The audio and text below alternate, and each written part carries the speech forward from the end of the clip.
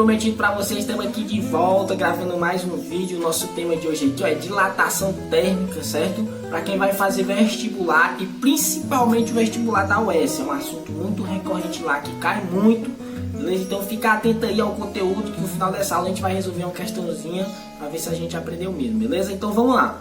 Dilatação térmica. O que é essa dilatação térmica, né? O próprio nome já fala, é alguma coisa que está se dilatando, ou seja, aumentando de tamanho, né? Está se expandindo. E por que esse alguma coisa, no nosso caso aqui, algum corpo, né? Um objeto, por que ele está aumentando, né? Por que ele está se dilatando? O nosso fator aqui vai ser quem? Ó? O ΔT, que vai ser uma variação de temperatura, ou seja, se eu submeto o meu corpo a uma variação de temperatura, o que vai acontecer com ele? Muito bem, vai acontecer uma dilatação. Ou seja, ele vai se expandir.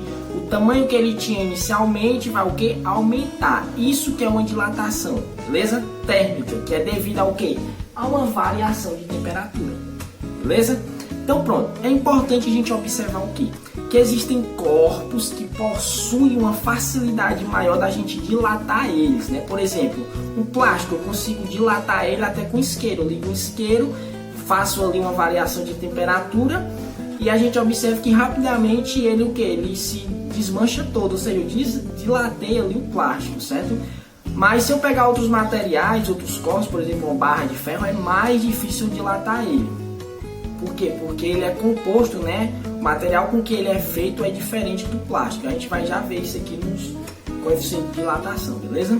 Então pronto, dito isso, a gente pode falar dos três tipos de dilatação que a gente tem, certo? São bem básicos. A gente pode associar esses três tipos às três dimensões. Por exemplo, o primeiro tipo de dilatação que a gente tem é esse. Ó. A gente tem três tipos. O primeiro é a dilatação linear.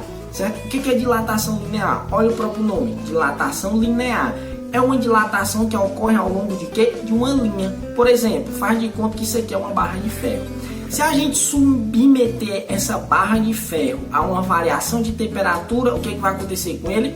Ele vai se dilatar onde? Ao longo de uma linha, certo? É importante a gente observar o seguinte. Por mais que ele se dilate ao longo de uma linha, ele ainda tem uma dilatação aqui, ó, volume, certo? Na espessura dele. Mas por que a gente considera só a dilatação linear?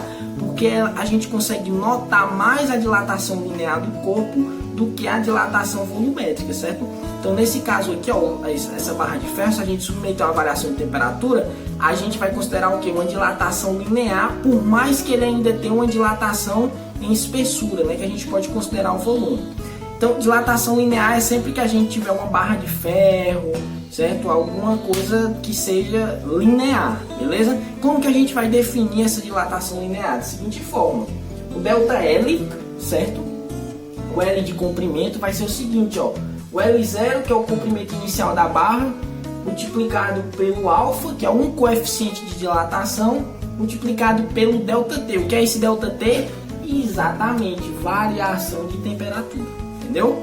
Então, só isso. Esse alfa aqui, ó, tem a ver com as propriedades do corpo, certo? Esse alfa, que é um coeficiente de dilatação, é uma propriedade do corpo. Por exemplo, a propriedade de um plástico, de dilatação de um plástico, é menor do que o coeficiente de dilatação de um metal, certo? Porque é mais difícil de dilatar o metal. Então esse alfa é um coeficiente de dilatação que depende do corpo que a gente está analisando, beleza?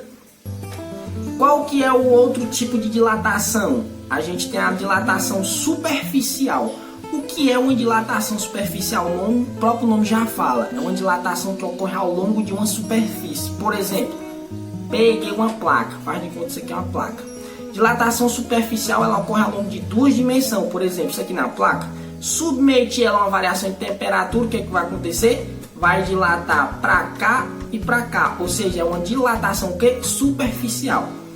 Isso implica também, ó, que ela tem uma dilatação aqui, ó, na espessura também, mas a gente não considera por quê? Pelo mesmo fator da dilatação linear. É notório mais a dilatação ao longo dessas duas dimensões do que em espessura, por isso que a gente fala que é dilatação superficial. Beleza? Como que a gente define dilatação superficial? Aqui, ó. Superficial é um ΔA. Isso aqui não é uma área, variação de área, ó. Então pronto, acabou.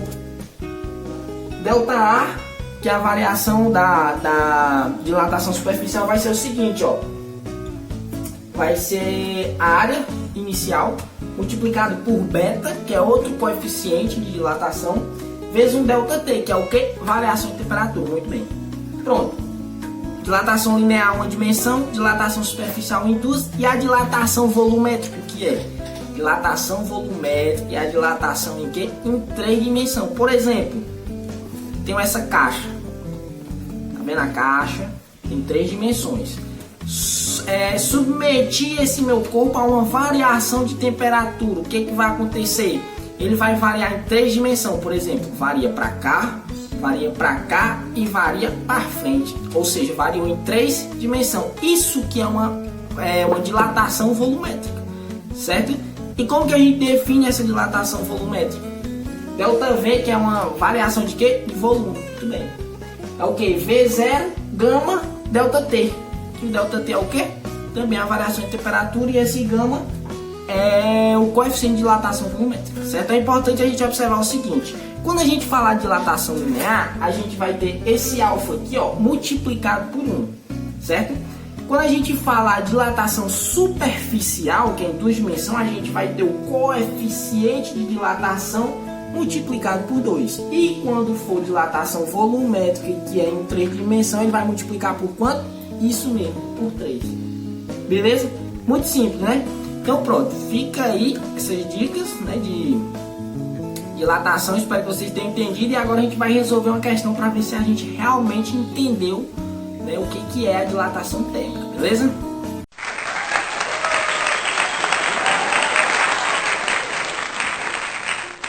Voltei. Prometido para vocês, vamos resolver uma questãozinha de dilatação térmica, certo?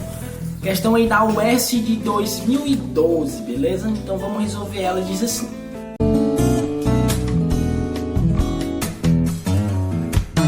o que a gente pode observar? O que foi que ele disse para nós?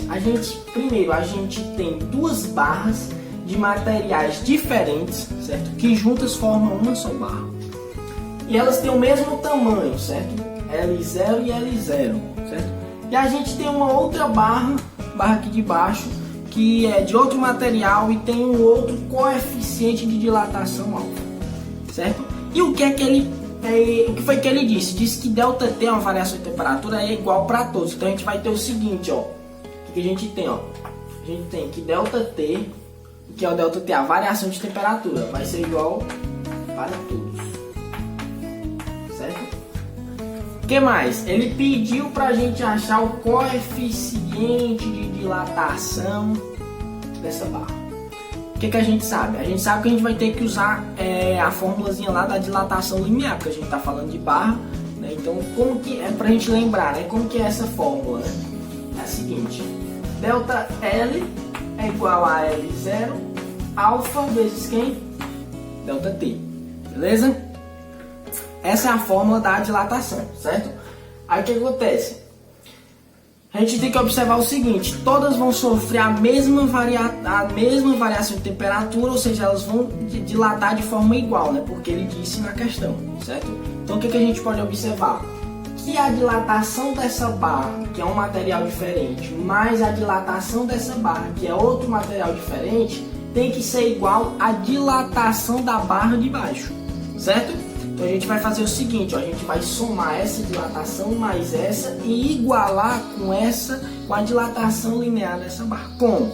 Veja bem, a gente vai ter o seguinte, ó, ΔL1, que é igual a quem? L0 alfa 1, certo? Que é essa barra, vezes ΔT, certo? Mais quem? L0 alfa 2 ΔT. Isso daqui, ó, é a variação da segunda barra, certo? Somei a dilatação dessa barra mais a dilatação dessa barra, certo? Aí o que acontece? A soma dessas duas dilatações tem que dar igual a dilatação de quem? Dessa segunda barra. Como? Veja bem, delta L1 mais delta L2 tem que ser igual a quem, né? a dilatação dessa barra, que é uma dilatação linear. E como que a gente vai fazer isso?